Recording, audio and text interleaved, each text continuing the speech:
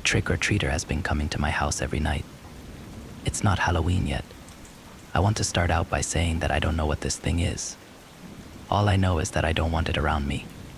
And I can guarantee that you wouldn't, either.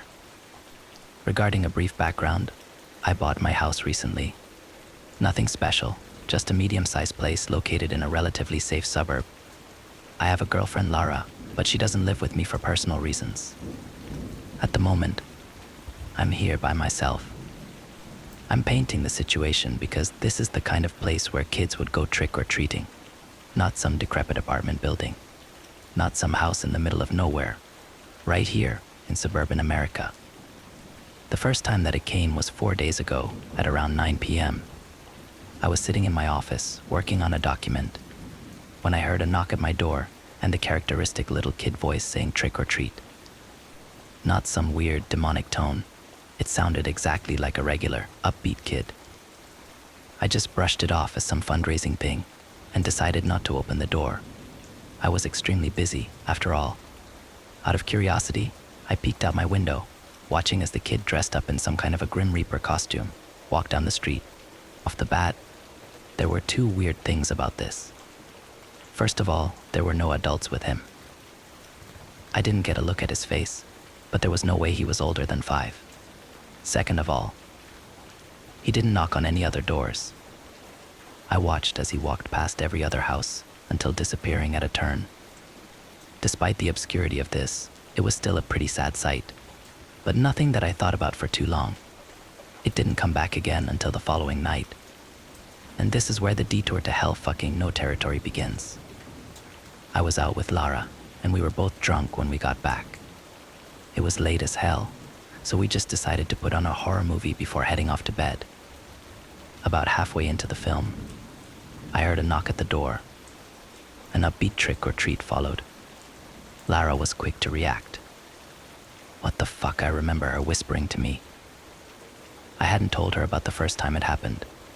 I didn't deem it noteworthy, after all. I looked at her without saying anything and just put a finger up to my lips.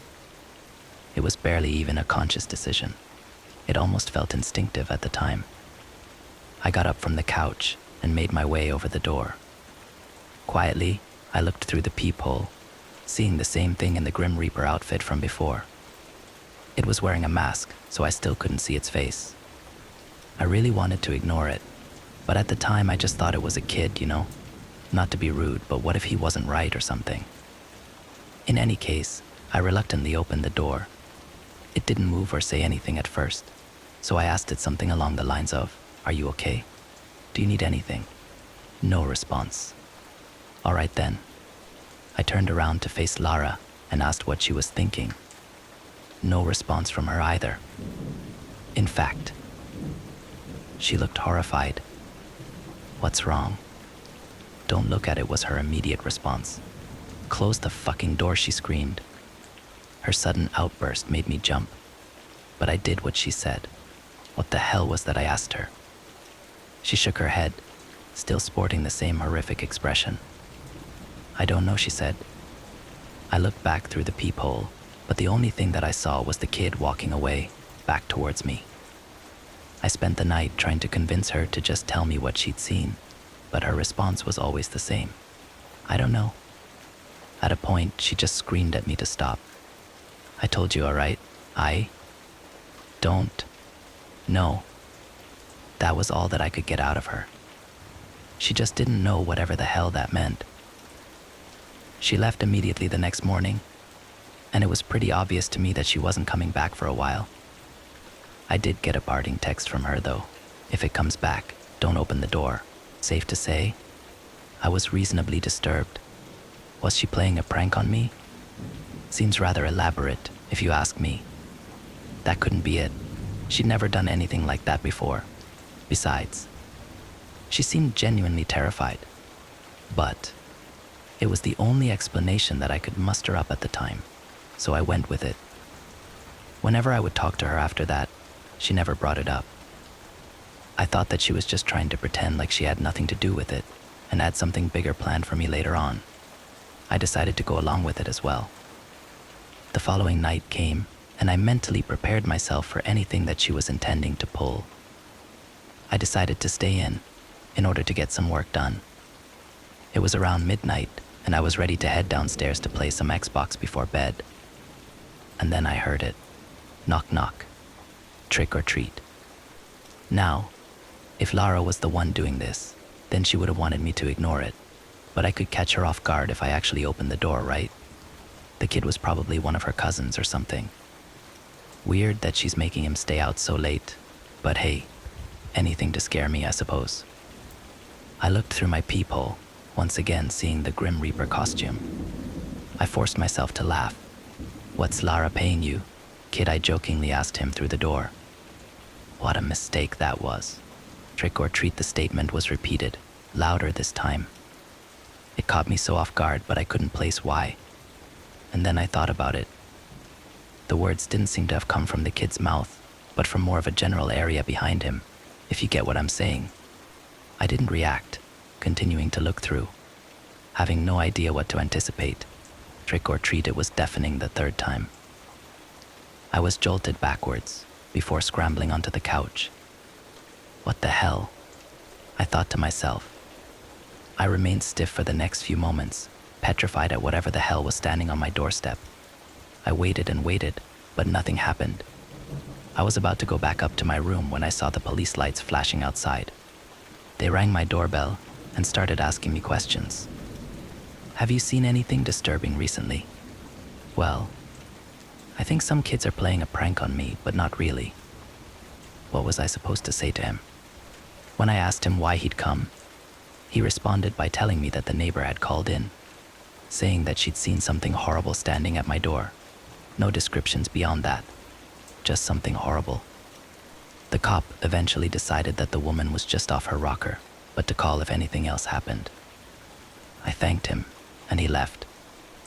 The next day, I rang my neighbor's doorbell, hoping to get some answers. I could hear somebody moving around inside, but nobody ever came.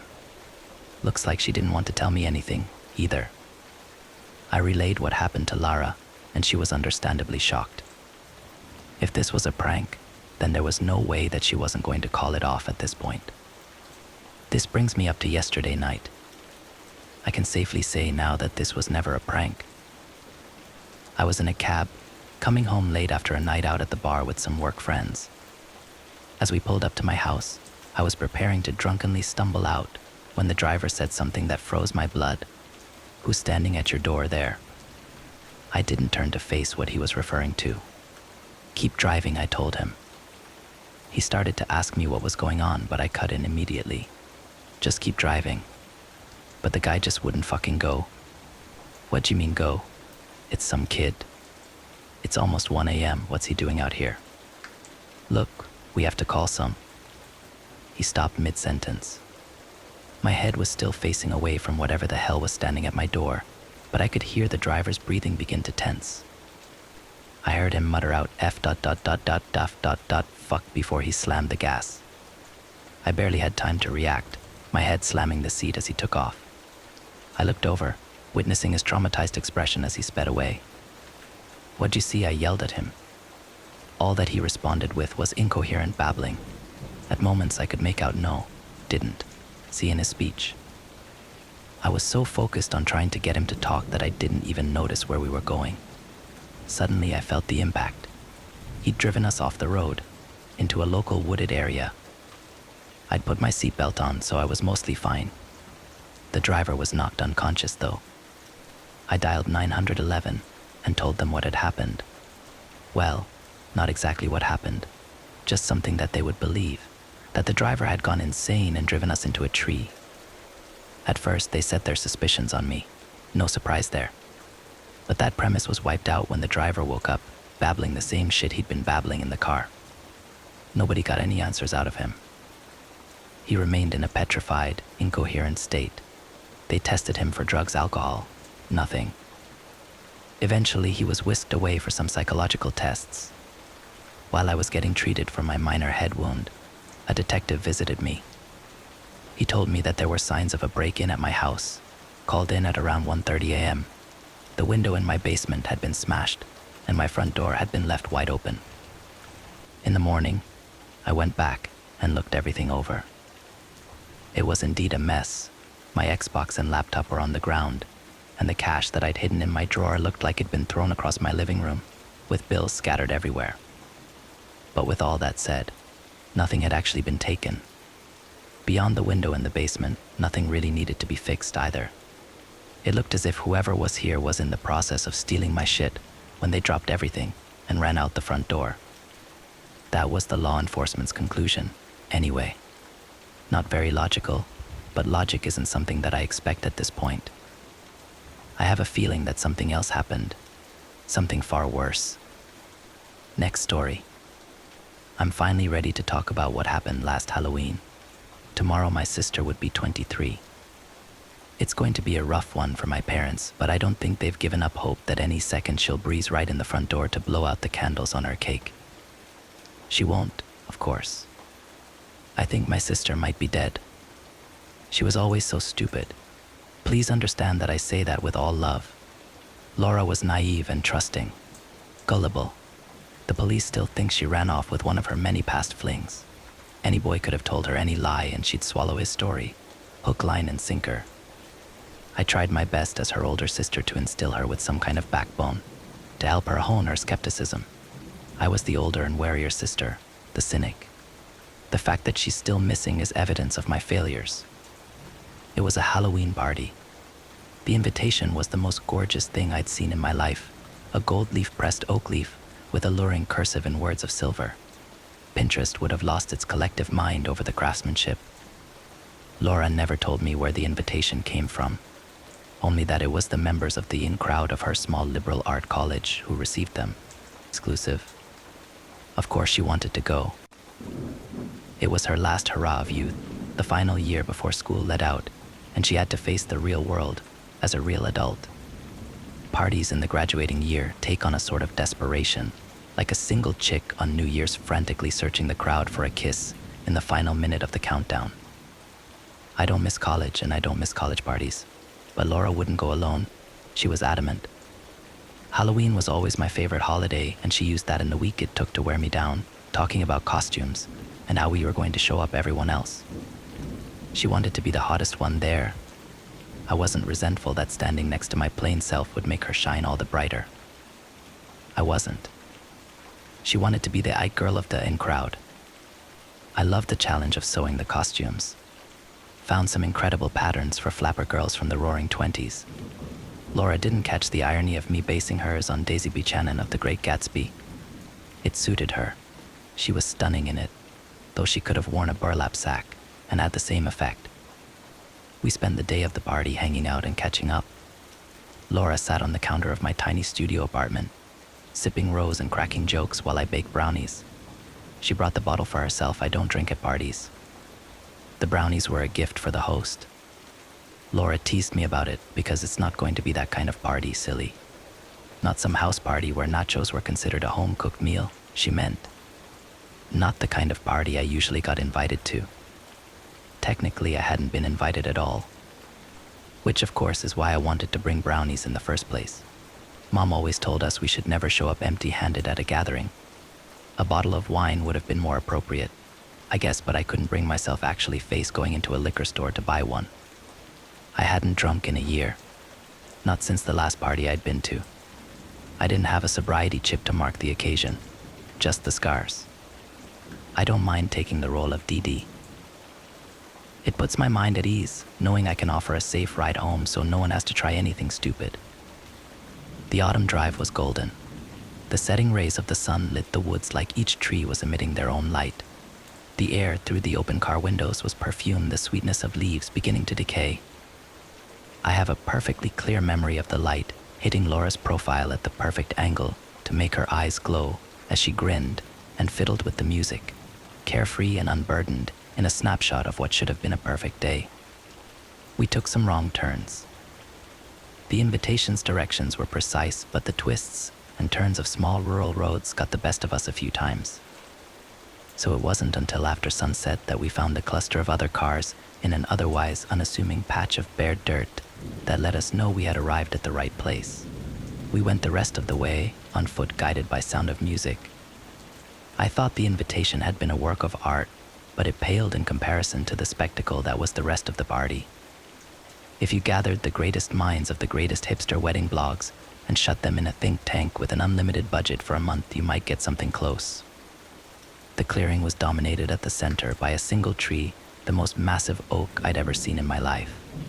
The boughs were laden with what must have been hundreds of colored glass jars, each lit by a tiny flickering candle. My camera, my sister clutched my arm suddenly. I can't believe I forgot my camera. I was too awestruck to respond. Belatedly, I realized the music that had led us down the path was live. A 5-piece acoustic band played something I imagined to be the background soundtrack of Florence Welch's Brain. Though I'd poured my heart and soul into our costumes, I suddenly felt very inadequate and underdressed. Apparently, it was a themed party.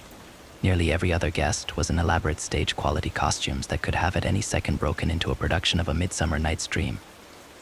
A masquerade menagerie of forest animals milled through the clearing. The animal head masks were startlingly detailed. A hawk glared sideways at me from across a massive bonfire, and the flames danced in the liquid reflection of his resin eye. There was a collective shift as we entered the scene, subtle but there all the same, as if we were understudies that had disrupted the flow of a rehearsal. Ah, I thought theater majors.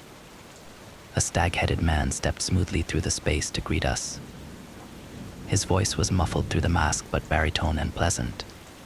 I wondered if he belonged to the band and was taking a break. "Welcome. We're glad you made it. It's a bit of a labyrinth on those country roads. Please, help yourself to any refreshments you like. We're only just getting started." He gestured to a pair of long, low wooden tables laden with platters of mouth-watering food. I was suddenly eager to hide my own offering behind my back, but our host was gracious about it. "A gift," he said. "How very old-fashioned of you. Thank you. I believe there's room on the end of the table." I know how it looks typed out like that, but he didn't make it sound like an insult. Laura was only half paying attention, still taking in the drool-worthy decorations. I knew she was seething at herself for leaving the camera behind. As a photographer, that thing was practically a third eye for her. Our host excused himself, and I was relieved to spot others I recognized from Laura's social group. Now that my eyes had adjusted, they were easy to pick out. It was obvious we weren't the only ones who didn't know this party was going to be themed. The guy in an ironic sexy nurse costume looked acutely self-conscious. Most were gathered around the tables with cups in their hands, awkwardly waiting for the alcohol to kick in, dependent on it as a social lubricant. I squinted at the dishes. There was no way those were real silver, right? Laura's friends cooed over her getup and filled her in on everything they'd observed so far. Heavy smoke from the main bonfire veiled the partygoers. I guessed they were using green wood. The crowd flowed in circles like a massive slow-motion square dance. Some were handing out party favors to others, ribbons and flower crowns and things like that. Groups formed and dissolved according to some unknowable pattern, shifting like motes of dust in a beam of sunlight. People came and went, obscured by the smoke as the sky deepened in silky darkness. I was stiff and awkward on the fringes of the crowd. Everyone had a drink in their hand, and it seemed like everyone wanted to put one in mine. I waved off more offers than I could count. A sparrow, a rabbit, a pair of feral-looking foxes. With the many masks, it felt like feeding day at the petting zoo, only I was the animal in the pen. It was overwhelming, overstimulating. I couldn't focus well enough to carry on a conversation. Each thought I had was as hard to catch as the smoke that stung my eyes and settled heavy in my lungs. It was perfumed with something, I thought, until I saw a bear throw a leafy branch onto the flames. The fragrance was only leaves. I don't drink at parties. I had very little to do until the music picked up, and I felt something wild sing out in my blood. A ripple of excitement made waves through the party, and wordlessly the people began to dance. I finally saw Laura, again the stag-headed host, lead her into the middle of it all. What was his name? Had he ever said? Even as I joined the dance, I kept to the edges of it. My feet were clumsy and I didn't know the steps. Some sort of folk dance with a lot of twirling and getting passed back and forth. Maybe every 1 in 20 people I linked arms with were one of Laura's friends. They were having an easier time of it, the gloss of drunkenness in their eyes, their movements freer as their inhibitions loosened. There was something happening to us. The dance was too fast for us to speak, and I couldn't make myself form words, but there was an understanding with every fleeting spin when we made eye contact. Our feet picked up, faster and higher.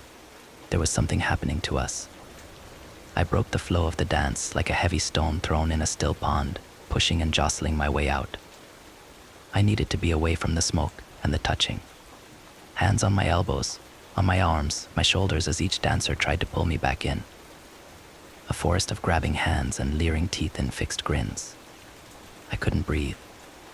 In the harsh shadows cast by the flicker of flames, the masks warped and changed. The fur looked denser, the feathers more jeweled. What at the beginning of the night appeared rubber now moved like flesh. Animal eyes rolled in their sockets to watch me as I struggled through. I had to find Laura. She was still with the stag, a tiara on her head. It shone with the luster of real gold, though I could have sworn I'd only seen plastic before. An ornate clay bottle was being passed, hand to hand through the dance. The stag's eyes met mine as he took a swig. The lips somehow warped and wrapped around the neck of the bottle, as if they were his own. He laughed and his tongue was wine-stained. The dance changed, somehow impossibly faster, wilder. Hands were still on me, but this time to push me away, rather than pull me in. I was forced out. Away from the smoke wasn't any better. Fog lay heavy and thick under the branches. The air was cleaner, though. It smelled like cool water and the promise of rain. I couldn't get a sense of time.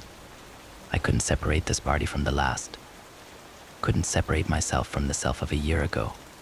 I wasn't drunk this round, but the confusion and thoughtless panic were the same. What happened to me then wasn't happening now. I hadn't had a drop to drink this time around. Something touched my hands and I wheeled back. I hit the dirt hard and scrambled back until I couldn't anymore, hemmed in by brush. I couldn't get my legs to obey me, to lift me off the ground and run. I was as helpless as the first time. It was the hawk. When he spoke, the words were strained, warped. Coming out of a throat never meant to mimic human speech. It's rude, he was saying. It's rude to refuse a host's generosity the way you have. We've offered you everything you could want. Fine drinks and food and music and trinkets. And you take nothing. You're ungrateful and your insults will not be tolerated. There was something in his hand, and it glinted coldly. My stomach dropped. I could think of nothing to do. I could think of nothing at all. I was going to die here without ever understanding why. Then he stopped. The stag was there. I hadn't seen him arrive. The whole party was behind him, the music dead. They watched with bloodshot eyes, foam at the corners of their wretched mouths. It is not our guest who is being rude. See, she has brought a gift for us. My brownies. They were still on the table, crappy paper plate nestled among silver platters and crystal bowls. Somehow they looked even shittier than before. The stag leaned close to the hawk and lowered his voice. So watch your tongue lest you lose it. Some of us still abide by the rules of old-fashioned hospitality. He winked at me. His eyelid was creased. He had never looked more real. Certainly he was more real than I was. I was nothing but a creature in a trap. I was nothing but formless fear and confusion piled in human skin. Laura's arm was still linked with his. The fire lit her face like she was emitting her own light. A pretty illusion. She didn't say a word. Her eyes were drunk and far away. I became aware of the music once more, farther away this time. The dance resumed like nothing had ever disturbed it. The crowd ebbed and flowed, moving in unknowable patterns, but every step took them farther away from me. By the time shame got me back on my feet, they were on the far side of the clearing. The oak had been stripped of its lights, and I could see them bobbing and weaving with the dancers as they slipped through the trees and into the mist. I couldn't catch up with them. Everywhere I put my feet was wrong. Every step there was something to trip on, or something to snag my costume, forcing me to fall behind even further while I untangled myself. At some point I lost them. I stood alone in the bone-chilling fog until violent shivers ripped me from my stupor. Somehow I found my car again. Somehow I got it started and drove home without ever having a thought. The next day I reported my sister as missing. All I could tell them was that we had gone to a party and she had left with a guy I didn't know. I tried showing them the invitation. It was tacky spray paint and metallic marker on a crumbling leaf. Not at all like I remembered it. In mid-November, I went back to the clearing. In broad daylight, it took me hours of wrong turns to find. It was so much smaller than I recalled. If not for the oak, I would have thought it wasn't the same place at all. The oak was dead and rotting where it stood. There was a table of sorts, a fallen tree with a roughly hewn chunk out of the top to make a lumpy surface. None of the craftsmanship I'd admired. The whole area was littered with garbage. Crushed plastic bottles, filthy cans and plastic bags. Here and there were trampled pieces of cheap plastic costume jewelry, the kind you find in the kids' party section of dollar stores. I retraced my steps the best I could. A little beyond where I remembered stopping, the ground gave way to a ravine. Not a deep one, not the kind you can loose a party of at 200. Just 6 feet deep, just enough to loom over my head as I studied the end of it, where the exposed roots of a tree above the ravine reached down and formed a rough arch shape with nothing but solid rock behind them. Tomorrow is my sister's birthday. She's not going to waltz back home like she's attending some twisted surprise party. It's too early for that. The door won't be open yet. I'm finally ready to talk about what happened last Halloween, because this one, when the door opens again, I'll be going through to bring her home. Next story. We're not allowed to leave our homes on Halloween. I sat quietly by the door with a shotgun in hand. Halloween had just arrived, and I anxiously awaited the yearly session of trick or treat. As always, I turned off all the lights, boarded up the windows, and removed any door signs. It usually did the trick, yet I was on edge. My only window into the outside world was through a tiny peephole in the door. It was enough to witness the hundreds of tiny creatures walking around on the street, all dressed up in various disfigured costumes. You better stay the hell away from me, I mumbled to myself. Should any of the horrific, small monsters approach my door, I was ready to pull the trigger. Still, that would only provide me a minuscule opportunity to escape. There were simply too many of them, more arriving by each passing year. My best bet would be to remain quiet. One costumed child in particular caught my attention. It was a little faceless creature. I pondered how it would even eat without a mouth, a question that was quickly answered as its abdomen tore open, revealing rows upon rows of razor-sharp teeth. I shivered as my eyes wandered to the next mangled monstrosity, an armless, headless creature dragging itself across the ground with dark tendrils. But something else existed among the hellscape before me, something moving differently from all other things. A kid. For reasons I cannot comprehend, a child had ventured into the broken world of Halloween, futilely trying to escape. He wasn't screaming, nor calling out for help. He was simply trying to get away. I just sat there in awe for a few seconds, trying to process the reality of what I was witnessing. My first thought was that it had to be a trick. Then he tripped. With that, something deep within me awoke. An instinct I hadn't felt in years. Without hesitation, I barged out through the front door. The kid wasn't far away, just across the street, but I had absolutely no confidence that either of us would make it back inside alive. Still, I had to try. I ran through the masked figures, each of them looking like children dressed in creative Halloween costumes. Within a few seconds, I made it to the kid. Before I could pull him up, one of the creatures lunged at us, ready to strike. I pulled up my shotgun and pulled the trigger. Its head, which looked oddly similar to Mickey Mouse, blew open. The creature fell to the ground, but it still wasn't dead. It just lay there, dragging itself around, trying to grasp onto us. Before another one got the chance to strike, I pulled the young boy up from the ground, and we retreated back inside my house. We'd escaped, but it had come at the cost of my hideout. They knew we were inside, and it wouldn't take them long to break through the door. "Why the hell did you go out there?" I asked. We were going home for curfew, but the monsters came earlier this year," the boy cried. He couldn't have been older than 10. and wasn't in particularly good shape. Where are your parents? He just cried. They're dead, the monsters killed them. They were already hammering on my door, desperately trying to break through. Despite their childlike appearance, they were unfathomably strong and intelligent. What are we gonna do? The child asked, but my mind couldn't function fast enough. Instead, I just wondered how it had all come to this. The very first creatures had appeared years earlier. We'd just celebrated Halloween like normal. Decorations covered the neighborhood, and children were running around in hundreds of different costumes. I'd made custom candies that looked like blood-filled syringes. It was just jello inside a plastic tube, but the kids loved it. But that very year, one of them went inexplicably missing. There hadn't been any adults present at the time of the disappearance, but according to the other kids around, there had been a faceless child wandering the streets among them. At first, they just assumed it was an incredibly cool costume, but as the skin started sloughing off its body and tendrils started growing out from its head, they tried to escape. Unfortunately, one of the kids got caught up in the tendrils and was left behind, never to be seen again. Of course, the government called these kids out as unreliable eyewitnesses and started their own, fruitless investigation. As the next year rolled around, adults were required to accompany their children on their yearly round of trick-or-treat. Alas, that year even more children, and adults alike, vanished from the face of the earth. Then the next year, and the next. It took far too long before we realized exactly what was going on. Halloween became a forbidden holiday with a mandatory curfew after 5 p.m.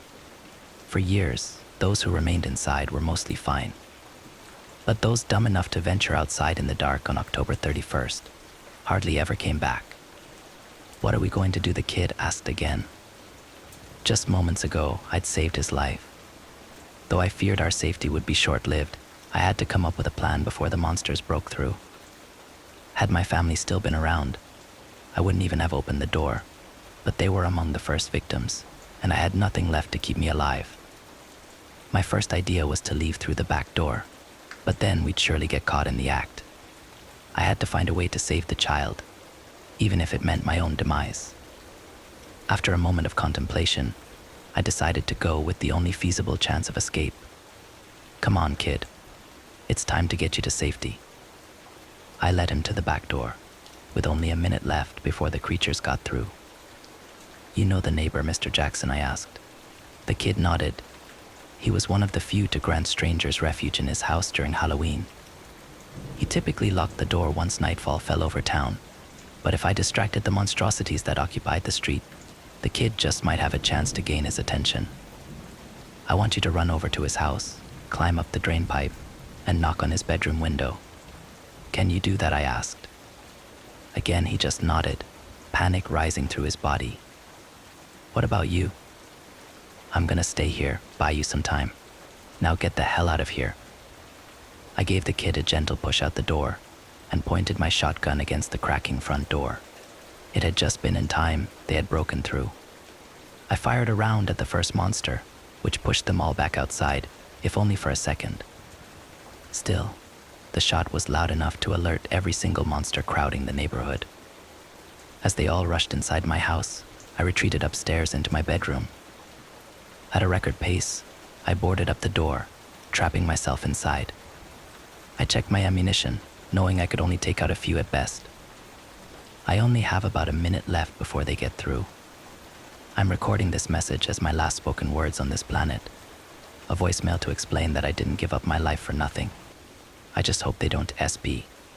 Next story. Every Halloween, I have a story to tell. I liked Ben. I really did. I mean, he was a nice guy. We had some fun times together in college, messing around the dorm, going to parties, all the dumb shit that college guys do. He was cool and all, but he was a little pretentious. Well, I guess the word he used was artistic. He thought he was real smart. Spent a lot of time trying to prove it to everyone. He had his own blog developed to film critiques, not the big ones though.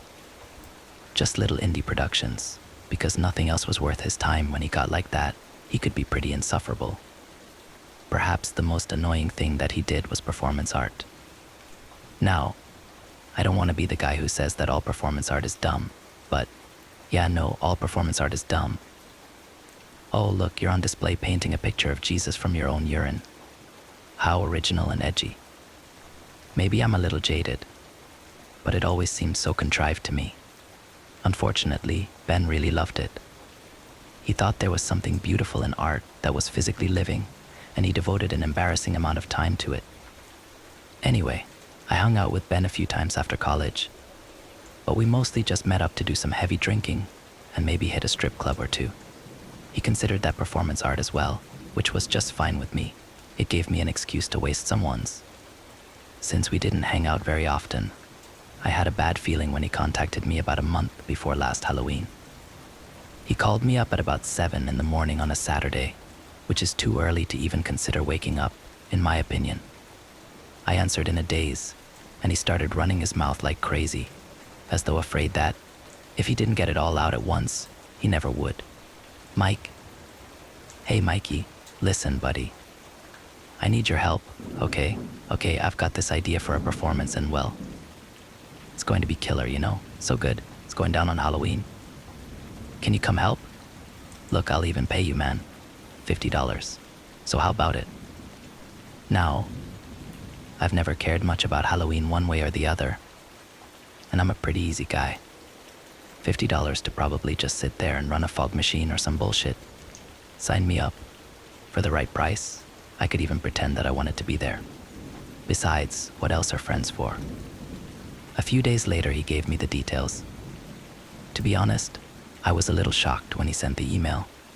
I know that performance art is intended to be edgy and can sometimes get a little dangerous, but this seemed downright negligent. Mike, thanks for agreeing to do this for me. I've talked to a few other people, but they weren't really comfortable with it, for reasons you'll probably be able to figure out. Of course, I understand if you want to back out, but I think you are probably the most reliable person I know. It's really not that big of a deal. I'm sure you'll agree. As I'm sure you've noticed, vampires have become very prominent in the media as of late. I say vampires because they are beginning to deviate so wildly from the traditional myths that they resemble forest fairies more than anything else. Altruistic, sparkly, whiny? Give me a break. We need more Dracula. We need more Carmilla. We need more death, destruction, and blood. My performance will center on the theme of rebirthing the vampire for the vampire to be reborn. He must first be buried. To turn people's attentions back to the myths of old, I will be doing just that. I will be burying the vampire. I have a group of viewers signed up already to participate in the performance, so you don't need to worry about that. I'm going to plant a series of vampire-themed clues around town for them to follow. The clues should be pretty simple, and it will probably take no more than an hour to an hour and a half for them to find me. Here comes the somewhat controversial part. Essentially, for this performance to have any semblance of meaning, I need to be buried alive. Don't worry, it's perfectly safe. I have a buddy from back home who is building me a coffin with a hole in the top. I'll be fixing it with a pipe that will stick an inch or two above the ground. That way, I won't run out of air. I'll also have a few necessities in the coffin in case something happens: food, water, and a flashlight. Once they arrive at my grave, which will be completely vampirized, they will be provided with an array of shovels and will bring me back to life. A reincarnation of the true mythological history of vampires. Here is where you come in. I need you to bury me. In addition, I need you to be my safety net if they can't find me. If something goes wrong, if I become sick, I need you to be the one to get me out or call the police, if necessary. I'll also need you to decorate my grave, make it really creepy. Don't worry, I'll send you some blueprints. I know this is a little stressful and it may take some time for you to decide, but rest assured, this is a completely safe project. There's no danger of suffocation and the coffin is sturdy, so it's very unlikely that it will collapse. I really just need you there for support and the actual hard work of burying me. What do you say? I'd even be willing to up your pay to $100, if that's what you need. Let me know. Rip. Ben. I stared at my screen for a few minutes, completely dumbfounded. Once I cut through all the bullshit about art and vampires and rebirth, what it came down to was death. This guy actually wanted me to almost kill him. I mean, sure, it probably was safe, but my mind went over the plan slowly. What if I couldn't get him out in time? One shovel and a pit of dirt wouldn't be a fast job. Furthermore, what if something happened to me? Before making a decision, I sent him another email asking if he was really sure he was up for this. Of course he knew, he said. And then he said something that would always stick with me. Art must be a little dangerous, my friend, for it to be real. A month later, I found myself standing at the foot of a grave. It was 6 feet deep and perfectly rectangular. Sitting at the bottom was a tapered coffin covered with black lacquer, a white skull painted on the top. In the eye of the skull was a hole just big enough for the PVC pipe. Stenciled underneath was a line from Dracula Den Die Toten Reiten Schnell, for the dead travel fast. I stood there like an idiot, waiting for Ben to show up. In the end, I decided to go along with his stupid gig. Ben was a stubborn bastard, and if I didn't help him, someone else would. At least that's the justification I gave myself. But the real reason was that, deep inside my heart, his words were still echoing. Art must be a little dangerous for it to be real. I'd ended up doing a little more work than I had intended. For one, I had to place his stupid clues around the city. It wasn't hard work, but it took some time to get them all in the proper places. Luckily for Ben, they were pretty obvious clues. There was no need to worry that his participants would be unable to find him. Ben had set up the grave and the coffin a few days prior to Halloween. It was out in the woods, just on the outskirts of town, no chance of it being disturbed. I tried to talk him out of burying it the whole 6 feet down. If something happens, and I need to get you out fast, what will I do? Can't you put it closer to the surface? Ben had just shaken his head in exasperation. You just don't get it, do you? It has to be done right. Remember what I told you. Art must be a little dangerous for it to be real. So I shrugged and let him mess around with whatever dumbassery would get him off.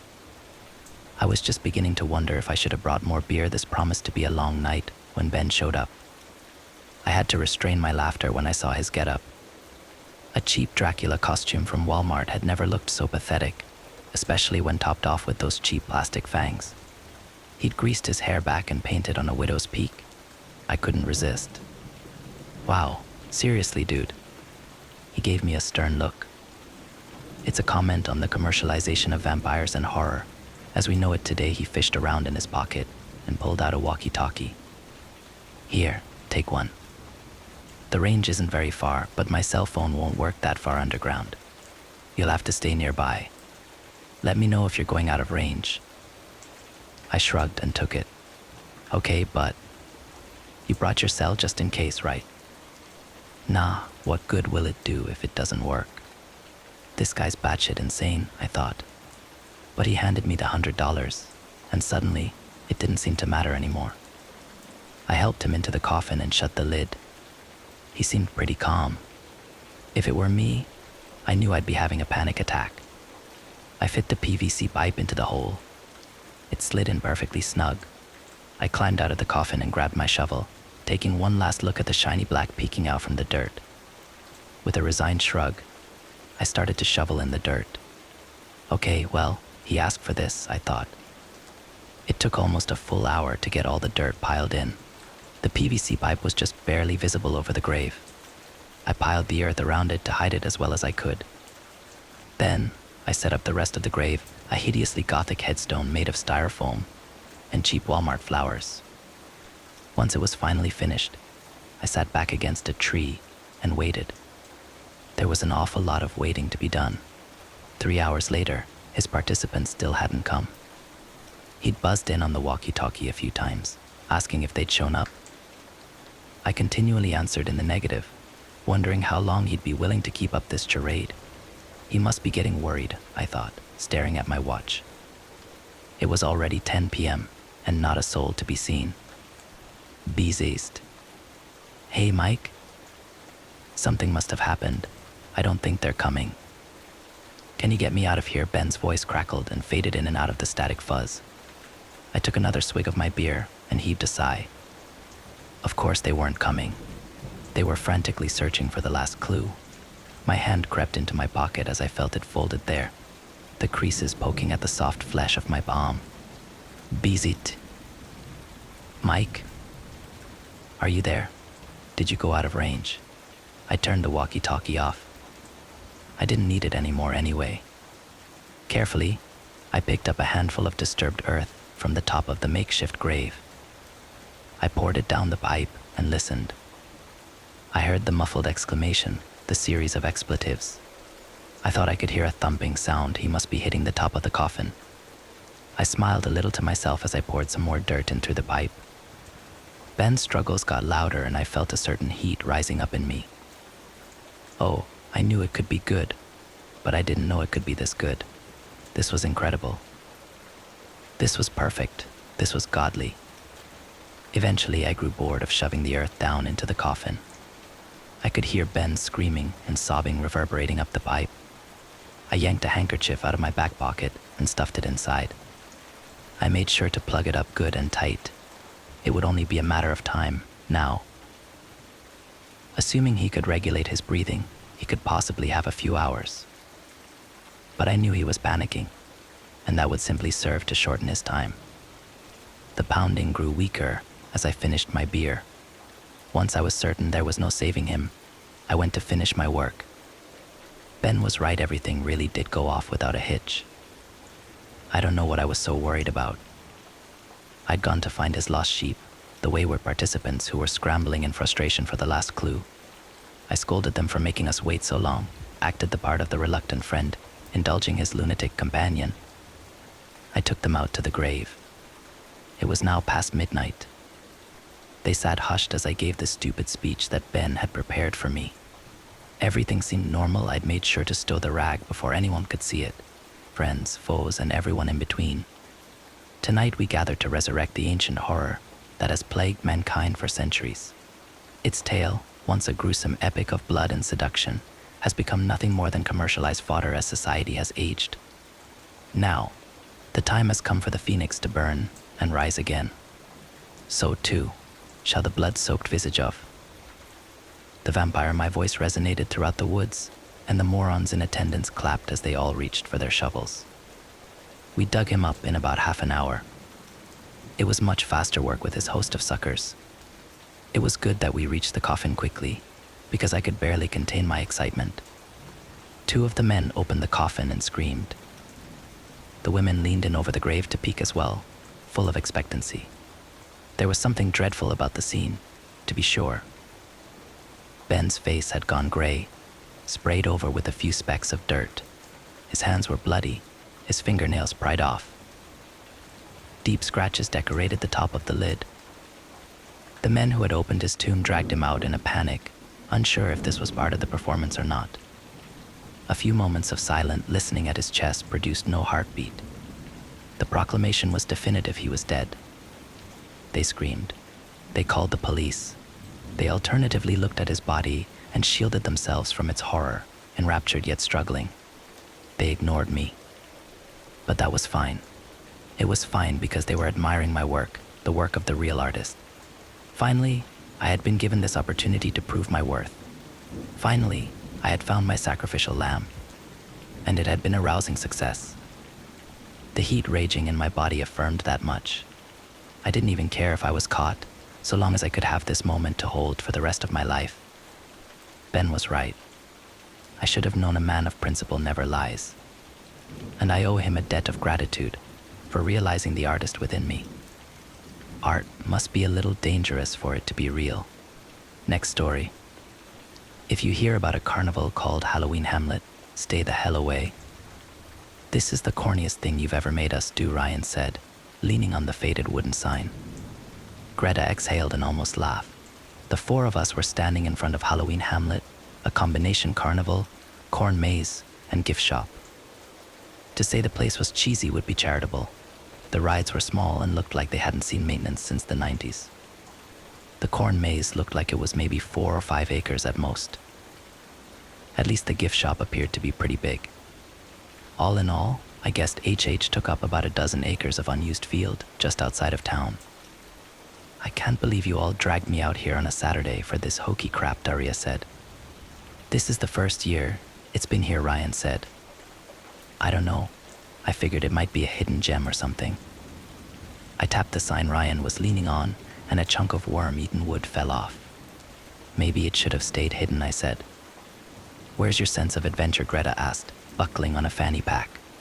Let's go get lost in the maze. I brought snacks. We walked over to the ticket booth. It sat alone next to the corn maze entrance like the last tooth in ruined gums. A few other groups milled about the parking lot, and a small line had formed. It was early yet, and H hadn't done much advertising as far as I could tell. Leave it to Ryan to find any weirdness within a 100-mile radius.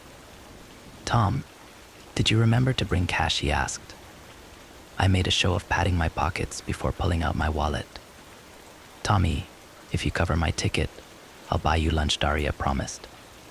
I only brought my card. Fine, but I'm also ordering dessert. We only had to wait in line for 5 minutes. When we reached the booth, I winced. The ticket seller was grinning at us, teeth shining with the overly white glare of bad veneers. Everything about the guy seemed fake bad spray tan, thick hair plugs. Even his skin appeared pinched and too tight, like he'd overdosed on Botox. It was impossible to tell if he was 30 or 60 years old. Ladies and gentlemen, the ticket seller said in an accent I couldn't place, "Welcome to Halloween Hamlet." We bought our tickets, the creepy dude staring at us the whole time. Before we could leave, he leaned in close and winked, then spoke to us in a conspiratorial whisper. The gift shop and rides are on the other side of the corn maze. It shouldn't take more than 15 or so minutes to get through. Word of warning, though if you cheat or try to take a shortcut through the maze, you'll all regret it.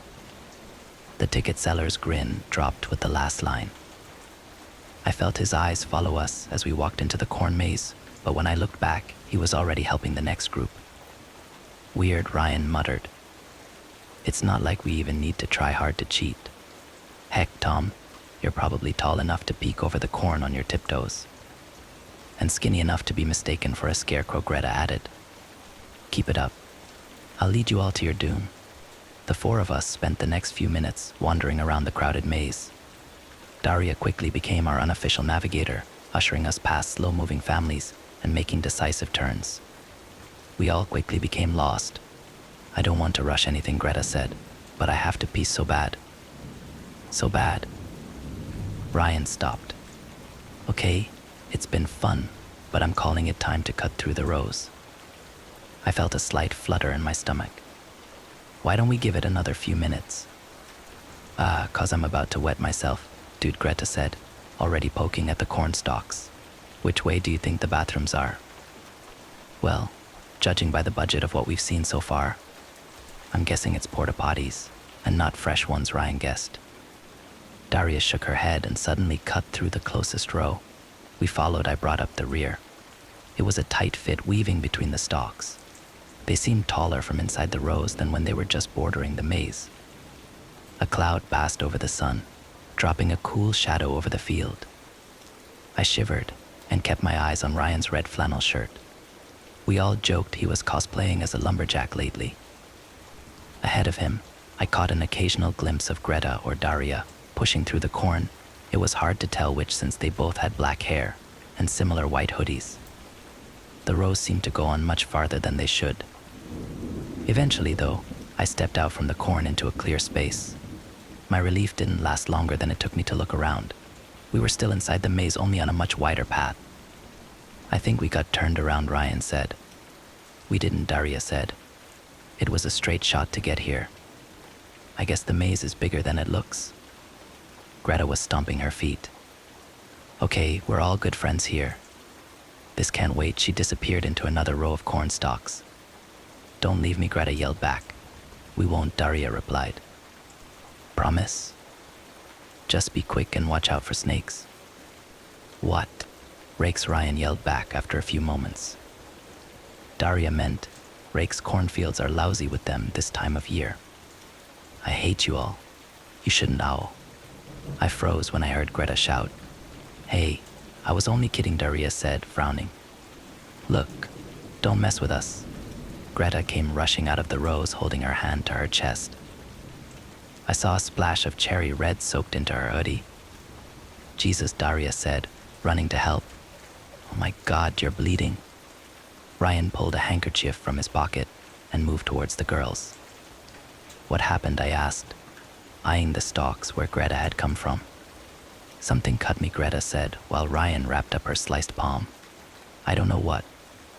Daria was already pushing through the corn carefully. After a few seconds, she called back. You guys should see this.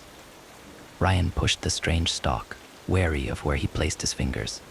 Thorns, he asked, pointing at the curved barbs that covered the corn plant from the roots up.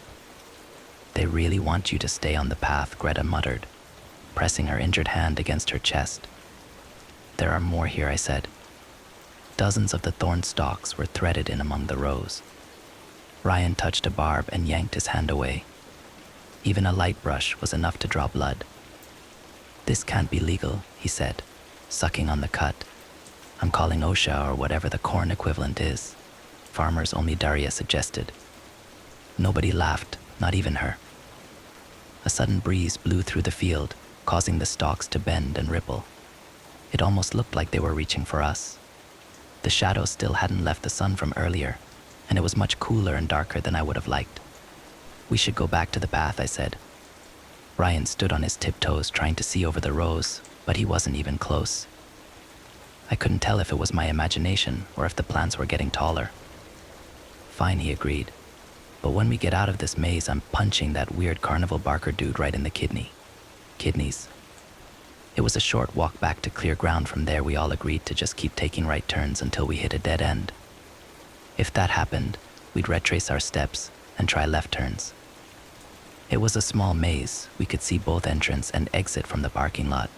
There was no way it would take us more than 30 minutes at most to solve, just by brute forcing it. I lost track of time through the slog of lefts and rights and dead ends. But it was at least an hour, probably 2. Every 10 minutes or so, one of us would try to make a call, but there was never any signal. I'm not sure when the clouds moved in exactly. I didn't notice them while we were trying to keep track of the turns we made. But when I felt the temperature drop, I looked up for the sun and saw only a sky of black clouds rough as shredded wool. Being lost, all of the weirdness, I think I could have handled it if Greta wasn't so sick. She was getting worse by the minute following her encounter with the thorns hidden in the rows. At first, whatever was wrong with her seemed minor, but it was accelerating. She complained of stiff limbs and joint pain, fatigue, and a deep numbness spreading through her body. Ryan was starting to show signs of being ill, too. It wasn't as severe as with Greta, but I had a hunch it was only a matter of time. Daria was clearly having the same concerns. She dropped back to walk next to me, while the others moved ahead with Ryan carrying Greta ... and starting to limp. They both need to get to a hospital immediately, Daria whispered. I know I lifted my phone as high as I could in a vain attempt to catch a signal like a bug in a net. Damn it, nothing. Do you think it was the plant? Daria nodded. Crazy though. I've never heard of ... poison corn, or thorn corn for that matter. Sea thorn. That's clever, but Ryan stumbled in front of us and fell. He managed to turn and half catch Greta as they went down. She hit his chest hard. Daria and I both ran up as fast as we could. Ryan was laying on the ground looking winded, but Greta was in a bad way. Her body snapped and convulsed, kicking up dirt and dried corn husks. Neither Daria or I knew what to do other than to try to keep Greta from hurting herself while thrashing around. Thankfully, the spasms only lasted a minute at most. Then she was still, eyes open but dull. Daria leaned in close to then jerked back with a gasp. What I asked. What's wrong? Daria pointed at Greta's face. I looked closely and saw what caused her reaction. A piece of yellow straw the size of a fingernail was poking out from the corner of Greta's eye. Another length was jutting from a small cut on her cheek. There's more, Daria whispered, pulling back the sleeve of Greta's hoodie to expose more of the straw pushing through her skin. Oh God, there's so much. Greta never woke up from her seizure. After he recovered, Ryan insisted on carrying her for as long as he could. When his limbs got too stiff, I took over. I carried her for hours, though I didn't know how many. The cloud cover meant that the day became night dark and winter cold. We all walked shivering through the maze, taking turn after turn after turn after turn. I'm not sure when Greta stopped breathing. We were taking a break, huddled together. Greta leaned between Ryan and I. Straw was bursting through cuts all over her body and sprouting from her eyes and mouth. Something about her staring eyes caused me to press my fingers against her neck, then her wrist, then her neck again more urgently. She had no pulse and wasn't breathing. Ryan gave her CPR for so long I worried he'd pass out. I heard Greta's ribs crack under the pressure, then another, more horrible sound. It was like a dot dot dot rustling, the sound of compressed straw moving inside of her. Sobbing. Ryan kept trying to bring her back until Daria, and I gently pulled him away. He wanted to bury Greta, but the ground was cold and almost frozen, and we didn't have any tools anyway. Eventually, he draped his flannel shirt over her like a makeshift shroud, leaving him in his undershirt despite the cold. I was afraid he would drop from the cold or the poison in him. It was moving slower than it did with Greta, but I could tell from his limp and exhaustion that he would share the same strange fate. Ryan must have known that too, because he stopped suddenly on the path. "I'm going to try to cut through again," he said, not looking back at Daria or I. "Don't follow me. There might be more thorns. Stay here and try to stay warm. If I make it, I'll send help. If you don't hear anything in an hour or two, press on, okay?" Ryan Daria began, but he was already moving, stepping into the corn, disappearing in the stalks. The two of us stood, shivering and uncertain. It was getting so dark that we had to use our dying phones as flashlights. We didn't have to wait long for something to happen. Less than a minute later, we heard a scream, and then the sound of running coming from the rows. Ryan burst back onto the maze path, eyes wide and wild, chest heaving. In the corn ... faces, and ... we have to. Ryan's panting was cut short when a hand slithered out from the stalks and grabbed his ankle. It was too dark for me to see the source of the hand from the glow of my phone, but I could just make out pale, too tight skin stretched over long fingers. A second hand emerged from the corn, then another, and another, then a dozen or more, all latching onto Ryan. He screamed and struggled until one white palm covered his mouth. Before Daria or I could reach him, the hands dragged Ryan back into the blackness between the stalks. Daria made to follow, but I pulled her back. "We can't," I said. "You know we can't." "So we leave him," Daria shouted. I didn't respond. I didn't need to. Daria hesitated, eyes roaming the shadows in the rows. Ultimately, she didn't chase after Ryan. I kept waiting for a scream, but there was nothing, only the sound of the breeze rustling the corn, then nothing at all. Somehow, the silence was worse than any scream. It was a long time before either of us moved. Daria was the first one to take her eyes away from the spot where Ryan disappeared. She began walking silently forward. I followed her. We kept following the maze. It might have been hours or a few days our phones died, so we walked in complete darkness, unable to check them for time, though the clocks in them seemed wrong, ever since we originally stepped off the path anyway. We walked and walked and walked and walked and walked, too afraid to go into the rows, too tired to stop trying to find an exit. Compared to how Greta and Ryan met their ends, Daria's death was mundane. That didn't make it any less horrible. I always figured that, in a survival situation, hunger was the biggest threat. But it was thirst that got us both, and so damn fast. We kept stumbling and walking got harder and harder. I was thirsty, then viciously thirsty, then a terrible fog crept into my brain. Daria fell and I sat next to her. We talked then, though I can't remember what about. I kept going in and out of consciousness. When Daria stopped talking and then breathing, I pulled myself together enough to lay her on the path and to close her eyes. My hands were shaking. I'm sure I would have cried if my body could spare the water. A sudden, searing brightness filled the world. I looked up and saw that the clouds were gone and the sun was out. I glanced down at the path. Daria's body was gone. I was alone. Dazed, I stumbled up from my knees and took in my surroundings. I was still in the maze, but the path was narrower, and the corn was shorter. And I could see the exit. The next part 1, don't remember well, and most of it I was told about later. Apparently, I was found wandering down the highway, dehydrated and sobbing. Some kind Samaritan rushed me to the hospital. Once I was recovered enough to talk to the police, I told them about the maze and my friends. They didn't believe me. Of course they didn't. When they checked the field I sent them to, there was no sign of the Halloween hamlet. All signs of it were gone from the internet when I went looking later. It was like it never existed. Officially, Ryan, Greta, and Daria are still considered missing. The unofficial speculation is that the 4 of us went on some drug binge in the woods, and they got lost or had accidents, or maybe just ... left. My memories of the strange things in the maze were also chalked up to a bad trip. But I know the truth. I know what took my friends. Who took my friends? These days I'm not doing so great, but I manage. I spend most of my time driving around or online searching for any signs of a carnival or fair going by Halloween hamlet. I'll find it again. Eventually, that's why I keep an axe and a few gallons of gasoline in the trunk of my car. The gas is for the corn maze, for a fire that will burn it down to ashes. The axe is for the creep in the ticket booth,